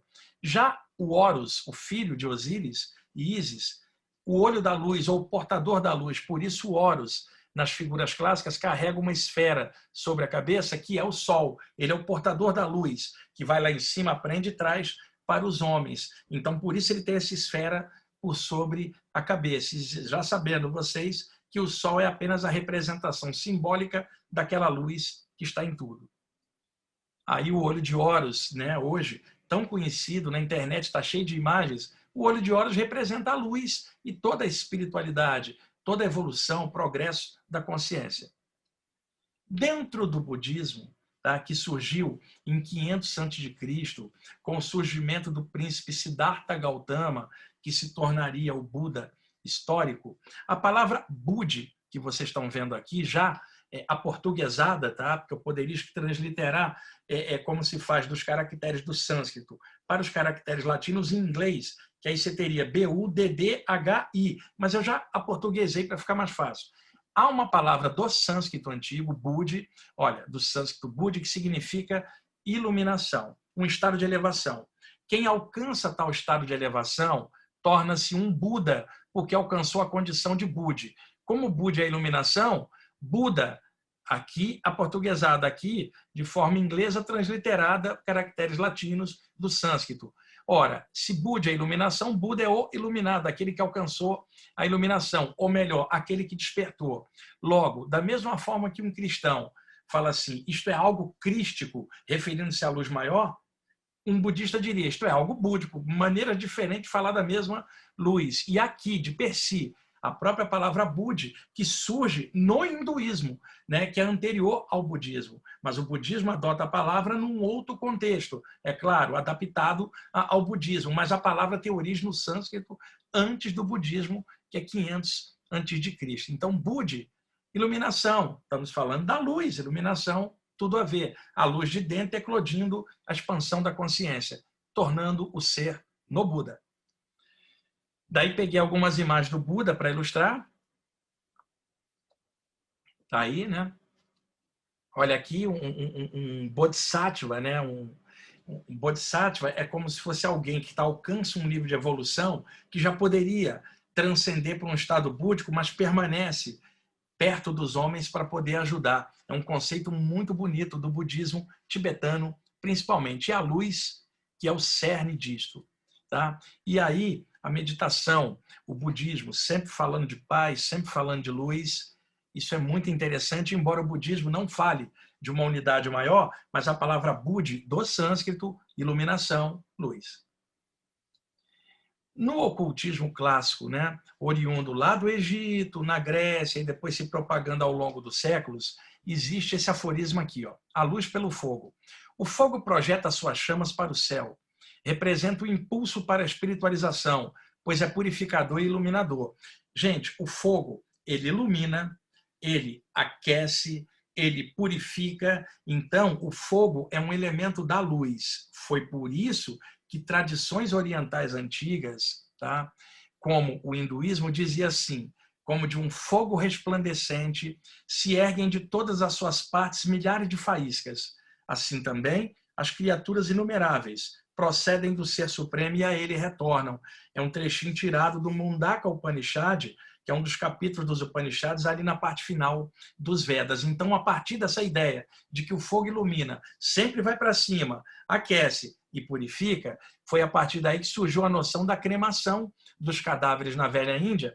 Eu não sei se está dando para ver direito na imagem, uma fogueira aqui e o corpo incinerado e o espírito ascendendo para fora do cadáver, recebido pelos guias espirituais da tradição dele, para seguir a vida em frente do lado de lá, a vida extrafísica, né? Então, a ideia da cremação era devolver o corpo humano à luz que o gerou, a luz do planeta, devolvê-lo à Terra e à luz que o gerou, já que tudo vem da luz, inclusive o planeta. Foi daí que surgiu a ideia da cremação, que aqui no Ocidente é considerada exótica e estranha, mas no Oriente é praticada há muito tempo, baseada na ideia do fogo purificar, devolver para o elemento principal, que é a luz. Dentro do contexto cristão aqui nosso, Jesus, em alguns contextos místicos, eu não estou falando nas linhas cristãs ortodoxas, tradicionais, né, populares, mas sim naquelas linhas místicas, porque ao longo do tempo, em algumas linhas ocultistas esotéricas, passou-se a falar de Jesus não no contexto cristão clássico, mas sim numa espécie de cristianismo místico. O cristão mais ortodoxo não admite isso, mas a abordagem em cima de Jesus, ela varia com o nível de consciência de cada um. Para alguém, aquilo ali é tudo. Para o outro, é apenas uma manifestação. E a gente tem que entender isso como visão de conjunto. Então, nos meios místicos, Jesus ganhou o nome de Sananda, principalmente por parte de pessoas que gostam de estudar conhecimento dos mestres da fraternidade branca. Então, vocês vão encontrar em alguma literatura mística o nome Sananda se referindo a Jesus. Acontece que o termo Sananda vem do sânscrito, que é a conexão de duas palavras, sana, que é raio, brilho, uma coisa bem brilhante, e ananda, que é um estado de bem-aventurança espiritual. Então, sana, brilho, ananda, bem-aventurança, brilho de bem-aventurança. Nesse sentido, Jesus seria como um raio de bem-aventurança que desceu do céu no abismo dos homens para irradiar a luz. Veja, nós temos uma greta no abismo, né? Tem dois paredões, tem uma greta. Quando dá meio-dia, os raios do sol incidem naquela greta e iluminam o lodo lá embaixo. E logo depois, com o movimento giratório da Terra, a luz do sol vai mudando onde ela está incidindo. Então, nesse sentido, a luz do sol desce aos abismos, faz o seu trabalho, que é iluminar, e se retira, sem se sujar. Então, se fala de Jesus como Sananda, como um raio de bem-aventurança que desceu no abismo dos homens para deixar amor, luz e sabedoria. Daí você fala Sananda, um brilho de bem-aventurança. Entretanto, se a gente considerar no contexto hindu Krishna, que para o hindu tem a equivalência de Jesus para o cristão, Krishna também é um Sananda, alguém que desceu do céu e no Oriente desceu para trazer a luz. Buda, o Siddhartha Gautama, também Sananda. Então, Sananda não é apenas um nome que se dá a Jesus em meios místicos. Sananda é um nome antigo do hinduísmo que significa a luz do céu que desce nos abismos dos homens, faz seu trabalho e depois se retira sem se contaminar. E é por isso o nome Sananda que aparece quando nós estamos falando de luz. Sana é brilho, brilho, luz. A mesma luz do qual um Sananda desce para compartilhar com os homens. É muito legal. Eu estou falando de Jesus, estou falando de Buda, de Krishna, e falando de uma luz que é uma só, por detrás de tudo, o tempo inteiro. E aí, algumas imagens legais para ilustrar, como eu mostrei do Buda ali atrás, agora de Jesus também, que imagem linda. Tá? No hermetismo, na iniciação grega antiga, se dizia esse aforismo supostamente atribuído ao Orfeu. Veja, vinde beber a luz do templo, vós que saís da noite. O sol que evoco sobre vossas cabeças e que vai brilhar dentro de vossas almas, não é o sol dos mortais, é a pura luz de Dionísio, o grande sol dos iniciados. Gente, na tradição clássica, tanto do Egito quanto da Grécia, o neófito calouro, quando queria aprofundar o estudo espiritual num templo, tinha que passar por uma bateria de testes, que por então era chamada iniciação, as provas, para mostrar virtude, profundidade. Se ele passasse nas provas, ele seria então iniciado dentro do conhecimento daquela área, grau a grau, até um dia tornar-se mestre dentro daquela tradição. Então aqui, na tradição grega, Orfeu está falando aos iniciados, vinde beber a luz do templo, vinde buscar esta luz esta luz que está em tudo e que vocês vão descobrir na iniciação. Então, estamos vendo sempre o conceito da luz permeando a espiritualidade, notadamente na antiguidade.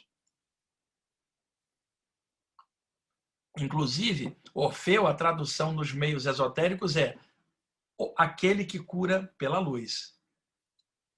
Aqui eu peguei essa imagem para representar um grupo de iniciados dentro de um templo grego clássico, e a evocação deles é a luz, e daí o conceito iniciático de egrégora, a luz que se forma no templo, representando o céu naquele grupo que se reúne na terra, protegendo, criando um campo de luz virtuoso em torno.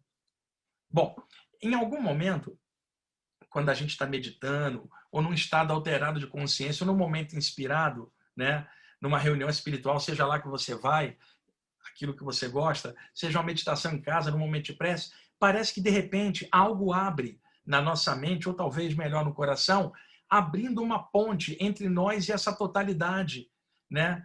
E isto ganhou o nome, na velha Índia, de Samadhi, né? O estado de consciência cósmica. Já no Ocidente, os nomes que surgiram foram estado de consciência cósmica no ocultismo, ou na teosofia, expansão da consciência, ou o grande filósofo e psicólogo William James, no século XIX, na América do Norte, que falava disso como um estado oceânico do ser, onde, neste momento, aqui, limitado pelos 5 sentidos, eu sou como uma gota na percepção.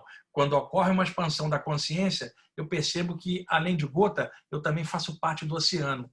Então, ao longo das eras, há muitos relatos de místicos variados, espiritualistas, iogues, gente de tudo quanto é área, falando de um momento em que parece que sua consciência se expandiu e houve, então, uma percepção do todo dentro da experiência daquela pessoa. Isso não tem cultura. Encontramos relatos no Oriente e no Ocidente, mas no Oriente, devido à antiguidade que se falava da parte espiritual lá, ocorreram estudos e práticas objetivando isso, que eram as iniciações na Velha Grécia, no Egito, as iniciações no budismo tibetano, no taoísmo da Velha China, por exemplo, entre os iogues da Índia e daí por diante. Então, eu arrolei aqui algumas imagens dessa expansão da consciência, esse fenômeno incrível. Olha, a imagem da pessoa meditando e centros energéticos da cabeça se abriram, e aí como é que a pessoa vai falar?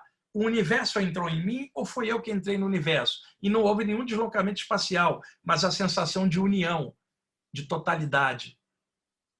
Veja, aqui o chakra, né? Chakras são centros energéticos no campo energético humano. Então, às vezes, um desses chakras se amplia, eles estão ligados ao sistema endócrino, né? Composto de 7 chakras ligados às 7 glândulas do sistema endócrino, desde a glândula pineal até, no caso, as gônadas e suprarrenais lá embaixo.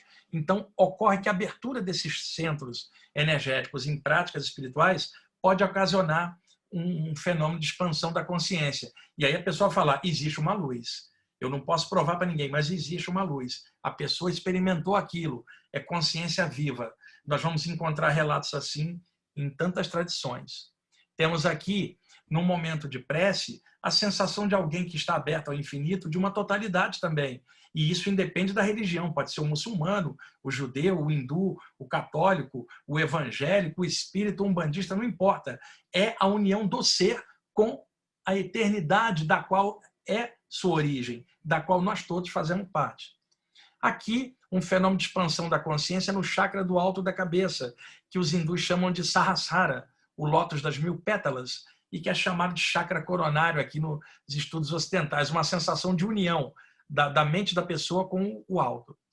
Aqui, vocês estão vendo uma expansão da consciência, mas a partir do chakra peitoral, chamado chakra cardíaco, onde a pessoa sente a infinitude dentro dela mesma. Essa imagem aqui tá ótima, olha, a energia na área peitoral, ela vai subir, expandir a consciência no alto da cabeça, na aura humana, que é o campo energético. Aqui, figuras antigas da velha Índia falavam já desses chakras há milhares de anos, e nós estamos vendo aqui um estado de expansão da consciência e os chakras principais. E é claro, eu estou passando por cima da questão dos chakras, porque não é o tema nosso, mas são fulcros energéticos na aura, nós estamos falando de luz. Podem ocorrer experiências fora do corpo, em estados alterados da consciência ou durante o sono, e aí a pessoa se vê exteriorizada para fora do corpo humano, numa experiência fora do corpo, e os seus chakras, e aí a percepção além da realidade dos 5 sentidos, que ficaram adormecidos, porque durante o sono, principalmente, o metabolismo cardiorrespiratório está relaxado e o estado de ondas cerebrais também está bem relaxado, saindo do estado da vigília para o cochilo, sono leve e o sono profundo nos ciclos do sono convencionais. Então, há relatos ao longo da história, no Oriente e no Ocidente, de experiências fora do corpo e a percepção dessa unidade através destas experiências. Aqui, material, parte dessas imagens que vocês estão vendo são extraídas dos meus livros. Tá? Essa imagem eu gosto muito, é a capa de um dos livros meus, Uma Saída do Corpo, é o fenômeno da projeção astral, viagem astral, experiência fora do corpo, desprendimento espiritual, voltinha no além, viagem fora do corpo. Muitos nomes surgiram ao longo da história, mas os primeiros a falar disso foram os orientais há milhares de anos. Tá? E finalizando, aqui tem um poema que eu fiz baseado na luz, chama-se Luz e Sementes Conscienciais, o amor dos iniciados, em que eu peguei a inspiração com Pitágoras, com Hermes Trismegisto, assim, pensando nesses grandes mestres, o amor que eles tinham pela luz, que não é a luz do sol, mas a luz do todo que está em tudo. E aí eu escrevi esse poema que eu quero oferecer para vocês que estão assistindo a esse nosso encontro de ideia de tantos pensadores de áreas diferentes, falando da luz, educação, espiritualidade, e espiritualidade também é uma forma de educação. Eu não estou falando de doutrina, estou falando da educação do caráter. Os valores espirituais propostos em qualquer estudo espiritual de qualquer área são sempre de sabedoria, de amor, de luz, de fazer o bem. São valores que permeiam qualquer estudo espiritual sério de alguma área. Então, vamos dar uma olhadinha no poema. Ó luz, mãe sutil dos homens e das estrelas, o universo é tua vestimenta luminosa. Cada ser é a expressão do teu ser. Cada estrela é um pensamento teu. Cada vida é teu sopro vital. Tu és a semeadora de sóis. Tu és a incubadora de vida, mesmo nos abismos. Pitágoras falava de ti, sempre admirado. Hermes Trismegisto te escutava na canção das estrelas. Orfeu tocava a lira em tua homenagem. Os grandes iniciados sempre te amaram. Ó luz, vida secreta do coração, mentora sutil de tudo. Tu és o sonho bom dos iniciados. Mãe, vivemos em teu manto estelar. Tu conheces o que cada coração sente. Aqui e agora, nos juntamos aos iniciados de todos os tempos e te agradecemos. As esferas de Pitágoras, a sabedoria estelar de Hermes e a lira de Orfeu. Todos eles te admiraram, eles te amaram tanto, inspirados neles, aqui e agora, nós te amamos também. Ó luz, mãe de todos nós. Eu escrevi esse texto dia 8 de abril de 2006 e agora ofereço para vocês, ao término dessa exposição deste material, tá? Dentro desse nosso encontro aqui de ideias e espiritualidade, e agradeço ao Ricardo por ter me convidado para falar um pouquinho.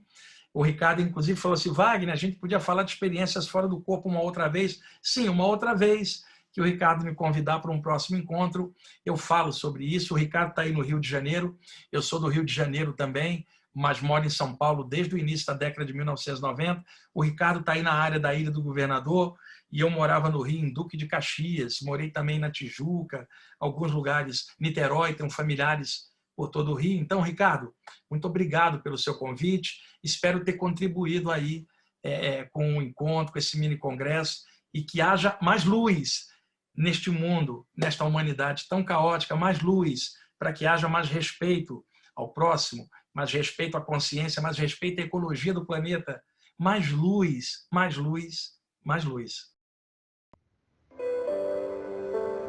Somos seres multiscientes, somos luzes, somos almas libertas, emanamos beleza, música, agradável som, suave movimento. E santo verbo, quando em sã, transparente e sublima consciência. E nesse ritmo e eloquência, a música da alma abre os corações ao pulsar essencial da vida, entrelaçando matéria e espírito na divina consciência. Em tempos difíceis, em tempos de crise, não esmorecer, vibrar, orar, meditar, bem agir, unir, integrar e na fé se fortalecer. Isso tudo é um exercício diuturno na interação com confrades, amigos, irmãos e familiares, sem deixar que haja qualquer abuso dos sistemas de valores e crenças de cada uma das partes. Ser fraterno e profícuo, pela paz, com a paz, rumo à paz, que conclama toda a humanidade a se unir em equilíbrio tenro e uníssono. O som da espiritualidade desse momento é uma emanação do Criador que circula, permeia e preenche tudo e a todos, retirando toda dor. Com a leveza dessa musicalidade, ela preenche nossas almas em alegria e harmonia, gerando sabedoria, verdade, união, serenidade. E ao mesmo tempo, de forma transcendente, escapa a qualquer racionalidade de um ser humano eminente. Somos seres multiscientes. Somos luzes, somos almas libertas, dimanamos beleza, música, agradável som, suave movimento e santo verbo quando em sã, transparente e sublime consciência.